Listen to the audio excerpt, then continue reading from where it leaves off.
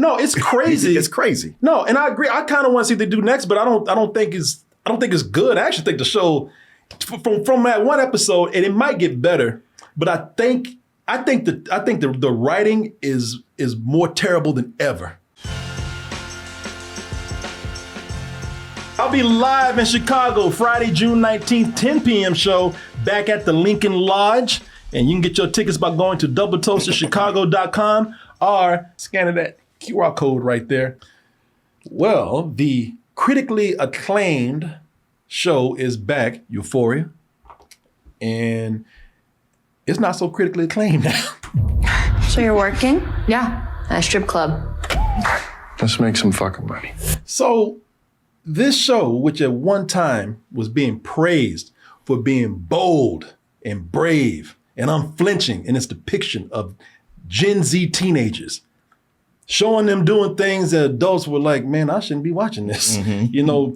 Showing them in realistic depictions of sex, drugs, and all other kind of problems. Debauchery. Debauchery. Yeah, it's just all kind of teenage upness going on right here, man. And the show was not only loved by the audiences that watched it, dedicated audience for this show, but critics were talking about like, what the hell are you doing, Euphoria? I am not in a state of euphoria with this anymore. What is people are saying, what is happening here? And you, Sweeney, what the hell are you doing? You didn't have to go there with this. You the one that should be ashamed the most. And I'm gonna tell you right now. So I was talking about this with our editor, James. Mm-hmm. And James says, man, listen, there's all kind of memes popping up about this, people going crazy over how this show has, they say, gone off the rails. And listen, just find something to say. Just, man, go in there. Listen, come settle these people down. Give them the voice of reason. Go out there, man, and talk to these people, Corey. Only you can come in with a fair, unbiased opinion of this, even though you ain't seen shit. You haven't seen. I've seen 2 episodes of this show. Yeah, the first season, and I'm gonna tell you right now, I was almost like I was one of the cast members of the show. I watched this high as hell. Corey Goodwin came over here and smoked me out. Oh no! And we watched 2 episodes of the first season of Euphoria, and even then, in my inebriated state, I was like, "Yeah, I can see quality in this." Mm-hmm. But for some reason, I don't know why, I didn't go back. I guess I got busy. I had a bunch of stuff to watch. So yeah, I want to come in and just kind of see what the problem was. Oh, look at this. Pixie can't even take it no more. Y'all talking about Euphoria? No, I got to get the hell on out of here. I just wanted to come in and see what was going on with the show and see possibly how it had changed from when I saw it. Mm-hmm. And I want to have sort of like maybe a little shock to my system with this. Yeah. Because I wanted to see how different it was from when I first saw it mm-hmm. to this thing that they're talking about now. Mm-hmm. And being that I am no way an expert on this show, I wouldn't mind if y'all helped us out here in talking about this. Because if you've kept up with this show, obviously you are more clued in on what happened, where this turned, why audiences are coming in and saying that I don't know if I'm with this anymore. And I'm gonna let you know right now, I'm saying I want to be fair with this, but I am coming in with a bias. Because while I did not watch Euphoria after those 2 episodes that I liked, I did go and watch The Idol, which has the same showrunner, Sam Levinson, mm-hmm. Producer, showrunner, director of some episodes. Yeah. Now, if y'all don't remember The Idol, The Idol. He also directed Malcolm and Marie. Did he do? Yeah. Really? Yeah. Okay. So this is the same dude that did that show with Johnny, with Lily Depp Rose, Johnny Depp's daughter. Lily Rose Depp. Lily Rose Depp, man. I make too many names up in there. Drop one. What's her name? Lily Rose Depp. Lily Rose Depp. And here's the easy one, The Weeknd. 7, 8. And y'all tell you what, I saw all of that, and I love that show. Because it's so terrible. That show, did you watch it? No. You guys just talked about it so much. Man. And kept playing that one scene over and over. Boy, this show, listen, again, nothing against anybody who likes it, but I'm on board with the majority that said that this show was terrible. It is so bad for so many reasons. Besides the Weeknd's sad attempt at trying to look hard in this. Let me see if I got your boy here, man. I'm not. Let me catch you looking at her again. I'm sorry, Let I'm me not fucking sure. catch you looking at her again. I'll drag you down Rodeo while your ass just fuck. Brother, you can't be threatening with that crispy processed hair right there. He even yanked that ponytail, the Yeah, whole thing would come off. that hair is so fried and crispy, that ponytail would break off. This fool up here doing all this. Yeah, you can't have somebody come up to your chin threatening you. Do it again. Do it. Come down here. Do it again. Dressed like an extra in The Sopranos, right? But man, this show, the reason why it's bad outside of the Weeknd and his pretty bad performance in here, which is very laughable. The show seemed like it was trying too hard to be hard, sort of like The Weeknd, man. It was a show that was. It was it was trying to get people to talk by being, oh, look at us, ain't we so provocative? This is a show that was like taking pride in its sleaziness and its trashiness and trying to be shocking with some of its, and in its opinion, its bold sex that it was doing. And you could even tell that they were trying too hard because that was part of the advertising. Like right here, from the sick and twisted minds of the sleaziest love story ever. It's like, come on, man, get a hold of yourself. Huh. I want you to save everything you just said. Yeah, man. And when you watch this, you could see all the little things that they're doing in the show where they're trying to be edgy, man.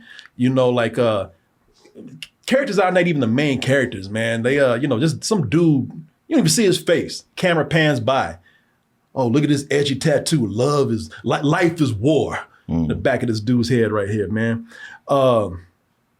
But because there's nothing else in this show, all the characters come across as shallow, which made a lot of these scenes just silly. Come on.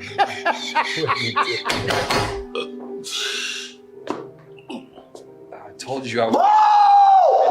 Whoa! Even that dude, like, you gonna sit your ass down. Man, what do you want? Somebody get this man a nicotine pouch over here so he can relax and sit his crazy ass down. Somebody get Lucy on his ass over here. I don't know if somebody needs to sit their ass down like The Weeknd. Maybe you do need a nicotine pouch. And hey, Lucy is great because it's premium 100% free, tobacco-free nicotine pouches that are made for the true pouch connoisseurs out there. So Lucy pouches, you ever those pouches like you put them in and then they break open and then you get this long-lasting, satisfying flavor from them. One I do not. And I had one. Yeah, refreshing. I had the mint Is that flavor right? on this. Yeah, it's very minty. If you do these regularly or if this is your thing, then it is a very satisfying pouch experience. They go up to 12 milligrams of strength and have a unique shape. Oh, look at that. Special ad right there. Get out of there. Not Get it. I already got it, man. They won't let me do it again. Yeah, man, they have a unique shape that feels great. The breakers are nicotine pouches with an extra surprise. Each pouch holds a hydrating capsule that you crack with your teeth for instant birth. A birth of flavor. Oh, okay. A birth and a burst. A burp of flavor. A burp of flavor. A burst of flavor up in there, man. And Lucy stores are now nationwide. And you can find a retailer near you by going to lucy.co/stores or get them delivered, just like DoorDash or GoPuff. If you use that. Oh, okay. And Lucy is the only pouch that delivers long-lasting on-demand flavors. So you know what? Here's some satisfaction for you right here. If you go to lucy.co/toasted and use the promo code toasted, you'll get 20% off your first order. Lucy products are only for adults of legal age, and every order is age verified. And warning, this product contains nicotine. Nicotine is an addictive chemical, but I want to thank Lucy for sponsoring this portion of the show. I want to thank all of you out there for your support. And so, moving on from The Idol to Euphoria now. I'm going into, this season. So The Idol was bad from the start for most people out there. I mean, it's a very low rated show. It didn't get picked up for another season. Fans or viewers didn't like it that much. And that was the first season immediately right out the gate. Euphoria season 1, man, that first season, like I told you before, that started out being praised. Mm-hmm. Everybody talked about how great that show was. It's still. So what happened? Why did it start out so strong? Why did everybody love it so much? And why are people down on it right now? And as I said, I want to hear from y'all because I did not see second season. Only saw the first 2 episodes of the first season. Watched the first episode of this now third season. And so looking at it, I have my theories. See if you agree. Educate me, educate us. Tell me what you think. But I'm thinking that so this show was edgy. It was also edgy like The Idol. But, it had a lot of sex, had a lot of drugs, had a lot of salacious activity that centered around characters at the time. Great character development with this, which again, as I said, leads to some great plot lines. Now, in season 3, here's where my theory kicks in. These characters have aged up 5 years by this point. They're not kids anymore. Mm-hmm. So now they're just adults going around acting crazy. You know what I mean? Mm-hmm. And Sam Levinson and his writers, they don't know what to do with these fools anymore, except just make them act crazy. It doesn't seem it just doesn't have the same feel as it does when they were teens, I think, for a lot of people right there. So now what was good before, we're going to challenge the audience by being gross, being shocking. And since they can't inspire conversations about teen sex anymore, they just gonna make the sex freaky. They're just gonna do weird shit.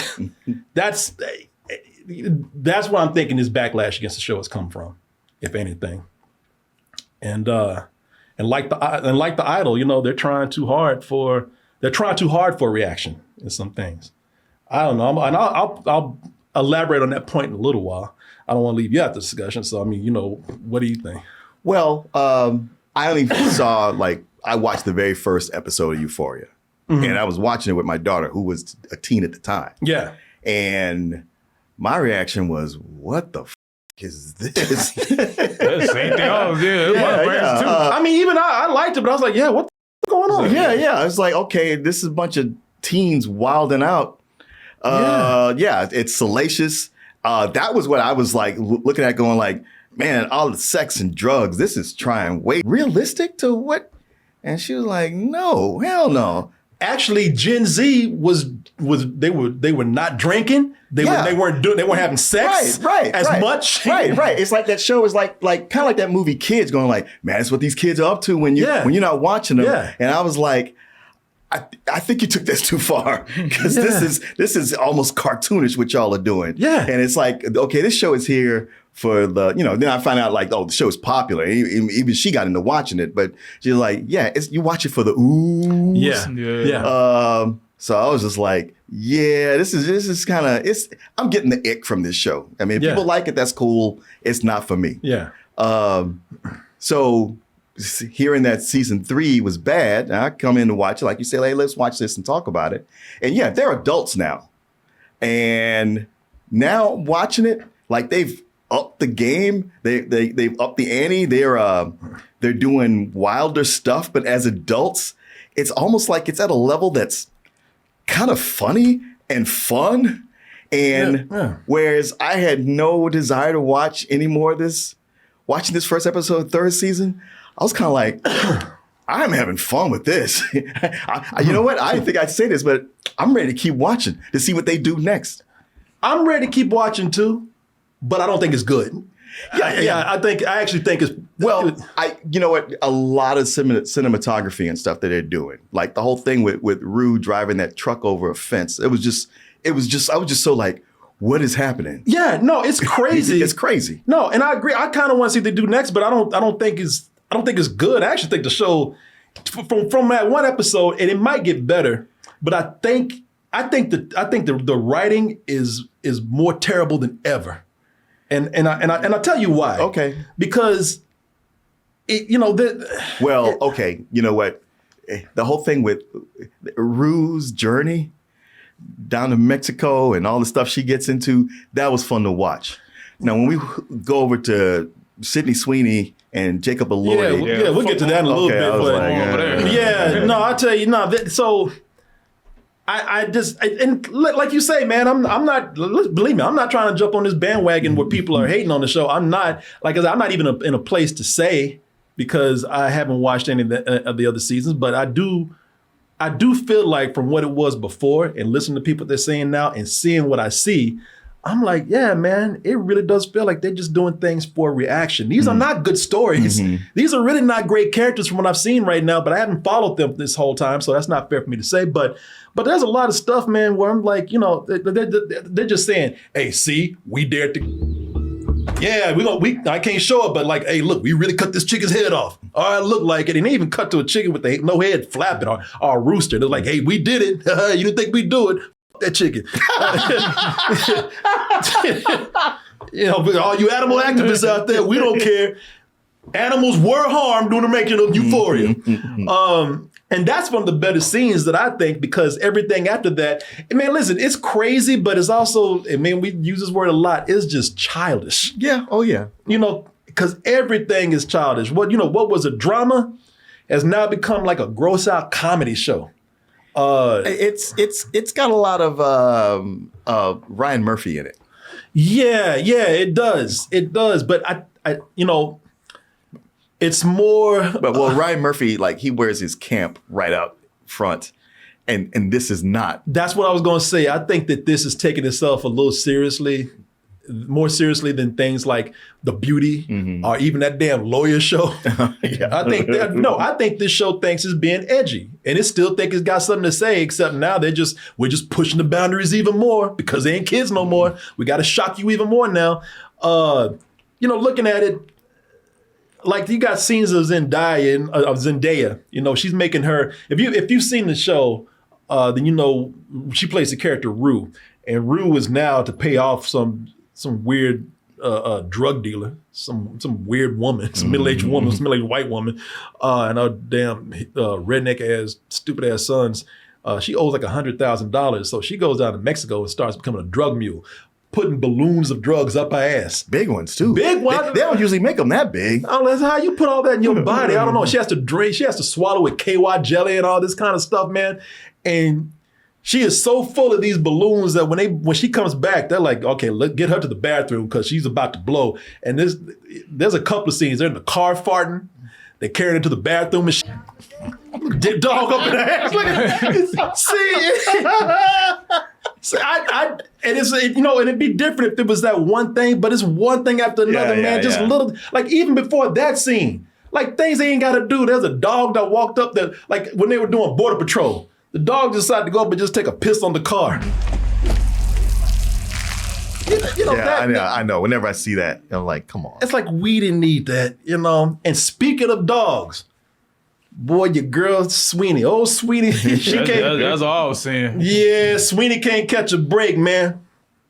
People just waiting for her to do something so they can talk shit. So this was gold for them and what she did in this show, because they're like, girl, why you let this show make you dress like a dog, get on all fours, and even drink from a bowl, and have the housekeeper film the whole thing for your OnlyFans? Man, listen, I ain't even mad at her because she's an actor. She's doing a character. She's doing her job, you know? Right. Characters do weird shit in movies, man. Yeah. It don't mean that she does this at home. Or maybe she does. I don't know. She's a grown woman, do whatever she wants to. I think the problem is that this show is starting to feel exploitive for me. And, because the show feels like, man, where they were exploring, the dangers of teen sex before. Now, since they're adults, they're just fetishizing fetishes. Yeah. It's just one big Yeah. fetish fest. And Jacob Elordi, boy, he got a job. It looked like that. So he was supposed to be out of school for 5 years. Look, he's been out of school for 15 years. Jacob Elordi is handsome as man. Don't get me wrong, man. But listen, the dude just got to be in Frankenstein. and Heathcliff. He was acting a fool in Wuthering Heights. James even said, "Well, you better quit acting crazy." So now you got Sydney Sweeney on a leash, dressed like a dog. You better quit acting a fool, man, because everything you've been doing has been getting weirder and weirder. Even when he's normal, he's doing something weird. And I like Wuthering Heights, but he was crazy in there. Absolutely. He was crazier in that than he was in Frankenstein. Yes, he was. Yeah, you crazy than a monster. I'll kill your boyfriend. I'll kill your husband. You want me to kill him? What? No. Jesus.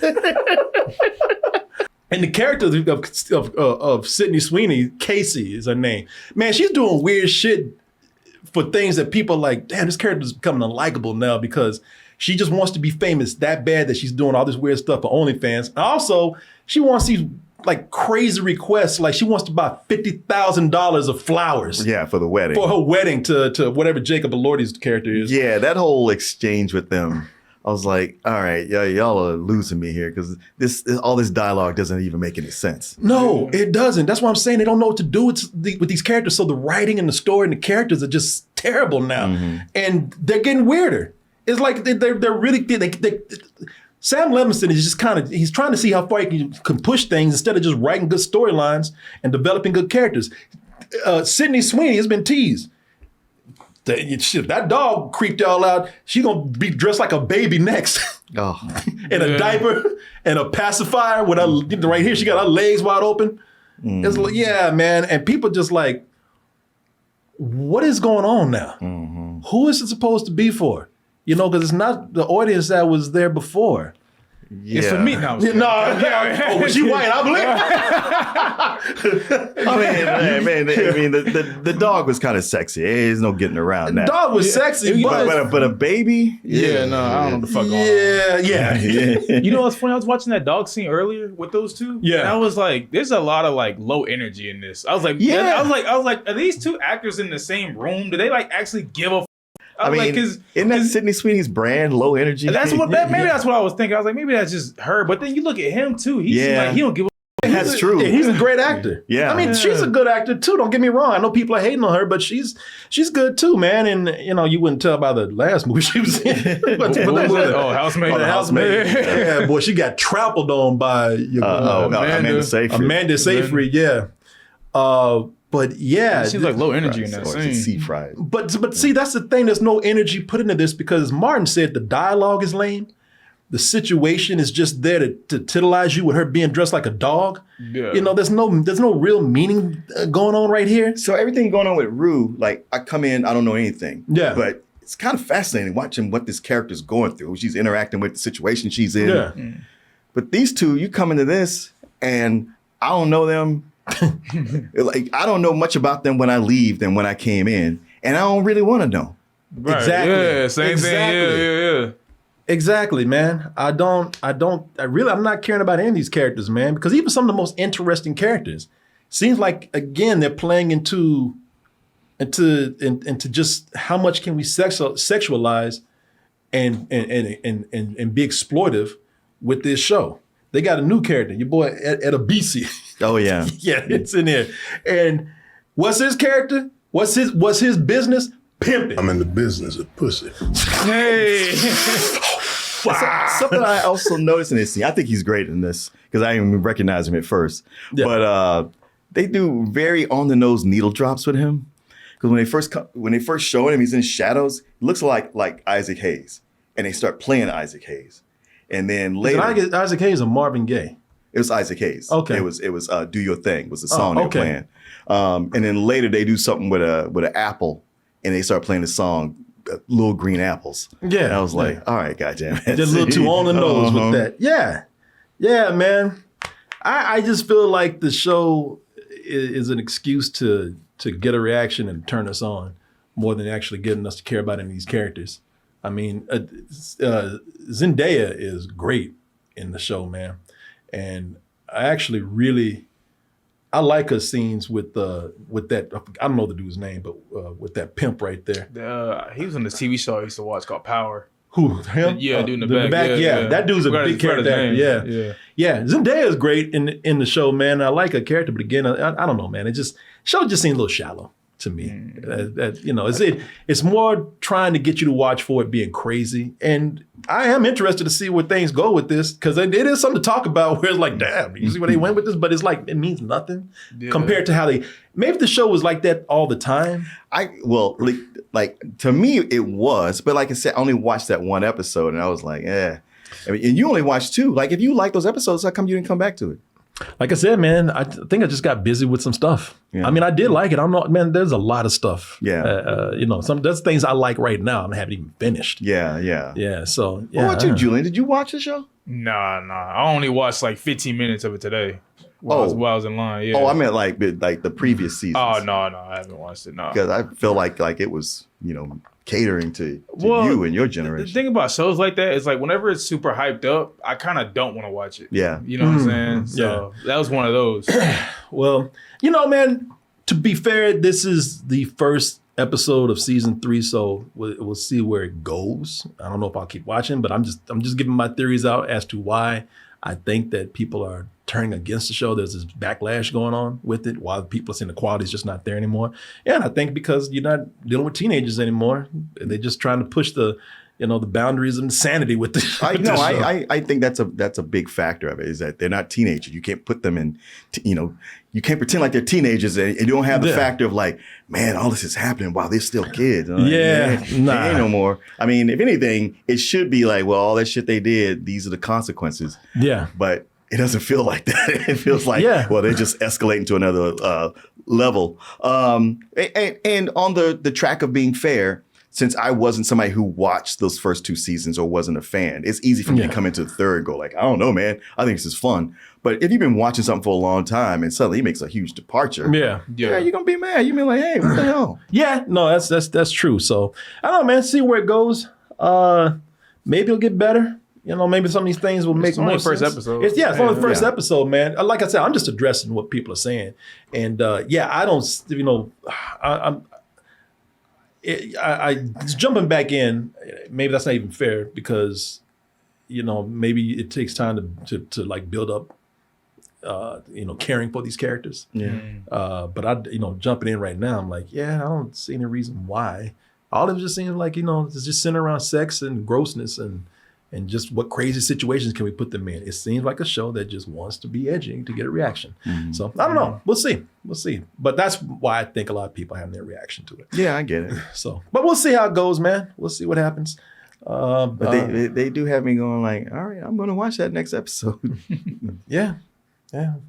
You tell me what's up. Okay. keep me posted.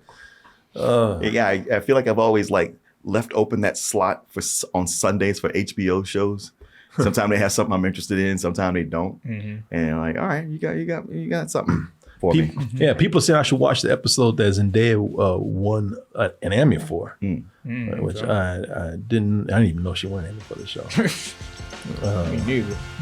Well, would you look at that? You made it to the end of the video. That means you really like us. So just go ahead and press that like button and subscribe while you're at it. And check out our other channels, our social media like Instagram, TikTok, and our Patreon where we have new stuff coming up all the time. And we'll see you on the next video.